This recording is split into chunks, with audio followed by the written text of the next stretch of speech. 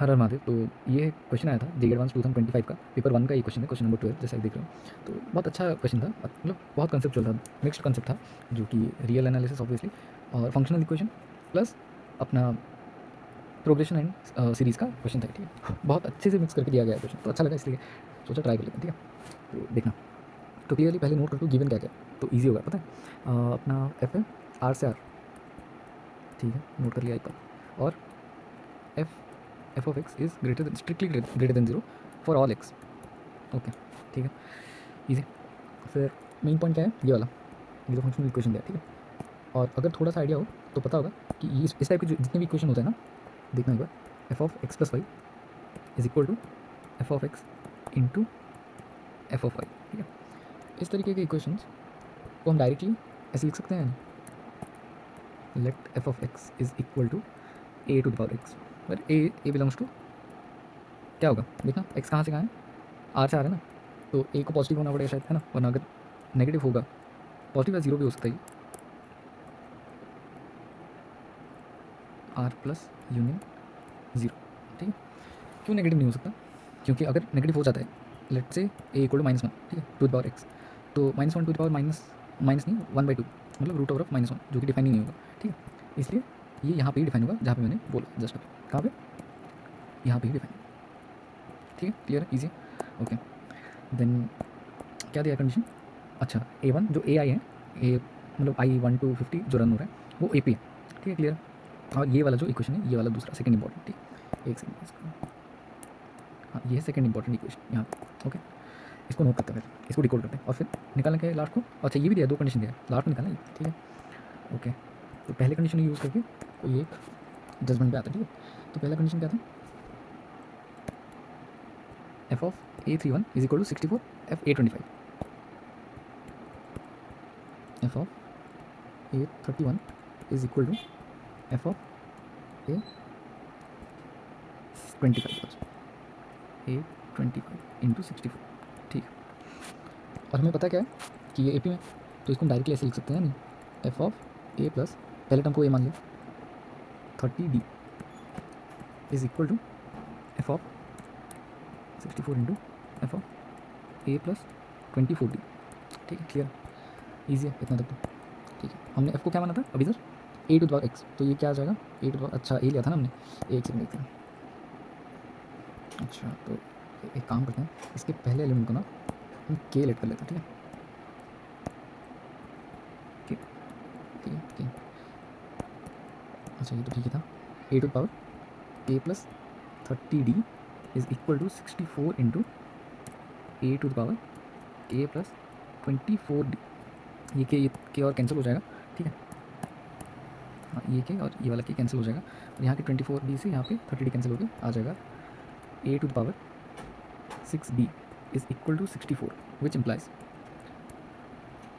A to the power D equal to 2 to the power 6 का 1/6 power, okay, जो क्या हो जाता है obviously equal to 2, A to the power B is equal to 2, याद रखने वाली चीज़ है, ठीक है, ओके। इतना तो मुझे नहीं लगा कुछ हार्ड था, बस एक्सप्लेनेशन थोड़ा सा था, इसलिए लग रहा होगा कि लेंदी था, लेकिन बहुत बहुत ईजी क्वेश्चन था।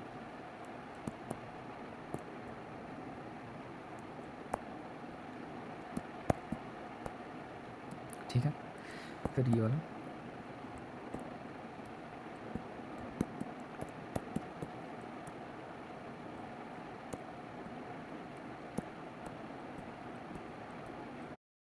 सिग्मा ऑफ ये वाला ना, अच्छे,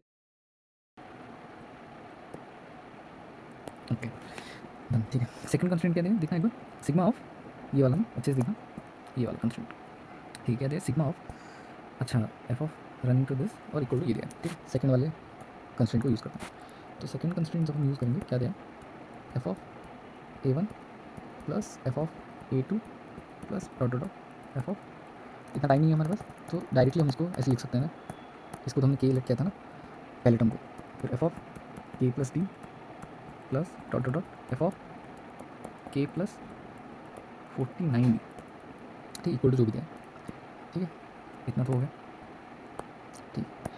तो ये इक्वल टू क्या आ जाएगा, दिया था हमें 3 into 2 to the power 25 plus 1, शायद 3 into 2 to the power 25 plus 1, okay. इससे एक लिख लेते हैं हम ए टू द पावर के plus A to the power के plus d plus dot dot dot a to the power के प्लस 49d 49। ओके, इससे हम ए टू द पावर के कॉमन निकाल सकते हैं शायद। हाँ, ए टू द पावर के कॉमन निकाल सकते हैं। अंदर क्या बचा 1 plus A to the power D plus plus plus and so on up to A to the power 49d। अच्छे से लिख लेते हैं इसको, देख सकते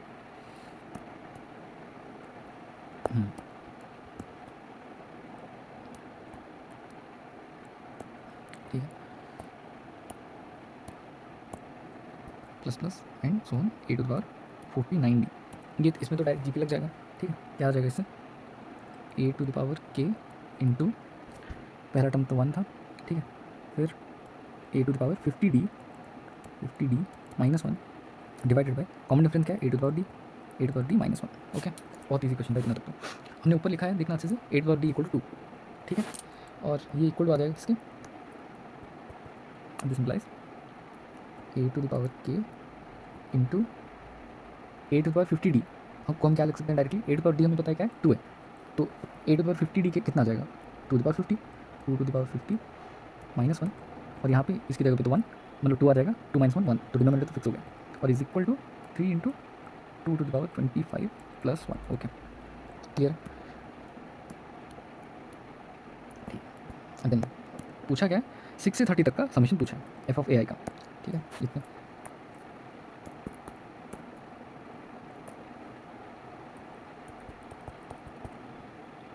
एफ ऑफ ए प्लस, अच्छा के लिया था ना हमने, सॉरी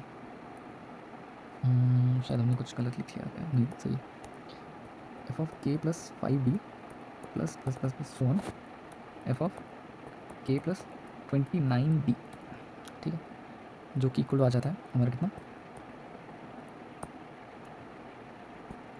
इक्वल आता है ए टू द पावर के को कॉमन निकाल लिया। ठीक है, ए टू द पावर 5d को भी कॉमन निकाल करके देख सकते हो तुम, के प्लस 5d को कॉमन निकाला तो अंदर क्या बचा ए टू द पावर, अच्छा 0 हो गया, ये तो 1 हो गया, 1 से रन करता करता जाएगा a to the power 24d। Okay, ठीक, तो यहाँ से ये इक्वल टू कितना आ जाएगा, ये भी तो जी पे अंदर जो लिखा है अच्छे से देखो, तो के प्लस 5d इंटू ए तो 1 है, ए टू द पावर कितने टर्म से 25 टर्म से, D minus 1 divided by A to the power D minus 1।